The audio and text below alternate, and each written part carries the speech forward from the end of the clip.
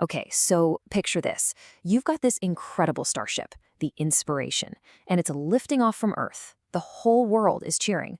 I mean, this is it. Humanity's last shot, a ticket to a brand new world, a fresh start for thousands of people. And the whole thing is built on this one solid promise. We've got the tech, and we've got your back. Yeah, about that promise, it starts to unravel almost right away.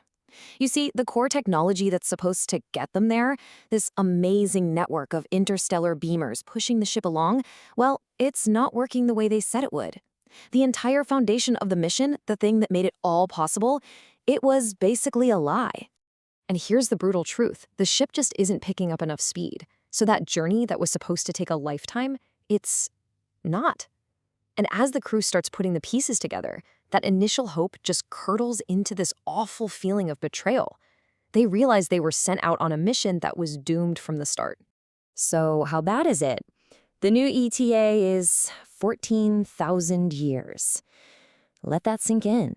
This isn't a voyage anymore. It's a generation ship in the worst sense of the word. It's a tomb. The mission has completely, catastrophically failed before it's even really begun. So what do? Is there any hope? Well, there's one option.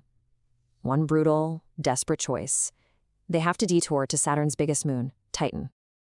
And this isn't just a quick pit stop. It's more like self-amputation. They have to decide to cut off a piece of themselves to save the whole. And the price for that survival? Part of their own crew, critical construction gear, and this is the real killer, 2 of their own precious nuclear reactors. The people who have to make this happen, including an engineer named Elias Rangan, who's at the heart of this crisis, they have to build this new relay knowing full well they're being left behind forever. And that construction project on Titan, it's basically a multi-year prison sentence of hard labor. And as the months drag into years, this horrifying truth starts to sink in for the crew there. This isn't a temporary assignment.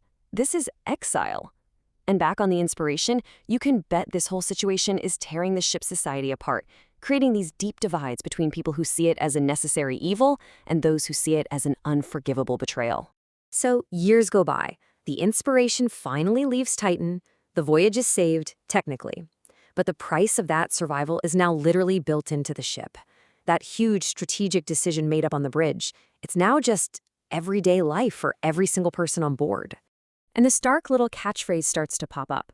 A hallway is dark, space for fuel. A family has to move into smaller quarters, space for fuel. It becomes this constant nagging reminder of everything they gave up, a kind of shorthand for bitterness and loss. And you can literally see the ripple effects of that sacrifice. Losing those 2 reactors isn't some abstract problem on a spreadsheet. No, it means corridors are dark. It means public spaces get turned into storage lockers. It means you're living in a culture where every single thing is rationed. Scarcity isn't an emergency anymore. It's just the new normal. Well, you can only live on the edge for so long, right? Eventually, that constant scarcity just boils over. The power shortages hit the food systems. And a ship that was just barely getting by suddenly starts to starve. And when people get hungry, they get desperate. You get riots. And that forces leadership into yet another impossible choice, a rationing system that turns neighbor against neighbor. But while all this chaos and hardship is going on, something else is happening, something fundamental. A whole new generation is being born and raised on this ship. These are kids who have never seen Earth, who have only ever known this broken, wounded world. And you know what? They're about to change everything. And this creates this massive, massive cultural divide. The older, Earth-born generation, their whole identity is wrapped up in what they lost. They remember a world of plenty, and they're haunted by those broken promises. But the shipborn kids, for them, dark hallways and ration packs aren't a tragedy. It's just life. Their world isn't defined by what's missing, but by the systems that are actually working to keep them alive. So this new generation, they're not just coping. They're building a whole new civilization from scratch. To them, Earth is just a fairy tale. A power blackout is as normal as the sun rising, or, well, the lights dimming. They even have their own slang, a language born from this unique life. Their loyalty isn't to some blue planet they've never seen. It's to the ship. It's to home. So what do you do with a collective trauma like the Titan bargain? A memory that's just too ugly and painful to live with every day? Well, you don't erase it. You reshape it. You turn the pain into a story. You turned it into a founding myth. Because let's just be real for a second. Let's remember the cold, hard facts. Titan wasn't some heroic last stand. It was a desperate move born from a lie. It was about abandoning their own people, gutting the ship, and leaving a wound that would never, ever fully heal.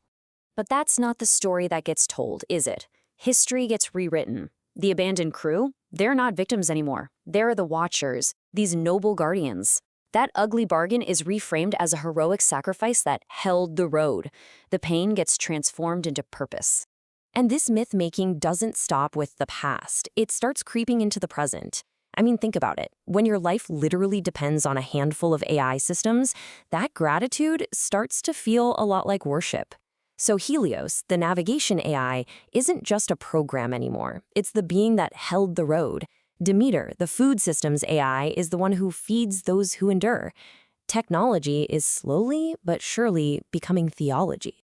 And what about Elias Rangan, the man who had to make that impossible choice all those years ago? By now, he's an old man. He's a living legend, a founder.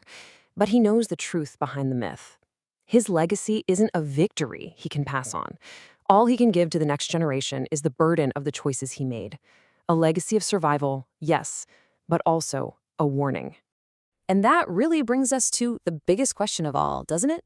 When survival costs this much, who gets to tell the story? Is it the people who paid the price? The ones who benefited from it? Or the new generations who only know the myth? Because that line between history and legend, it's drawn by the survivors. And that story, the one that gets told, that becomes a power all its own.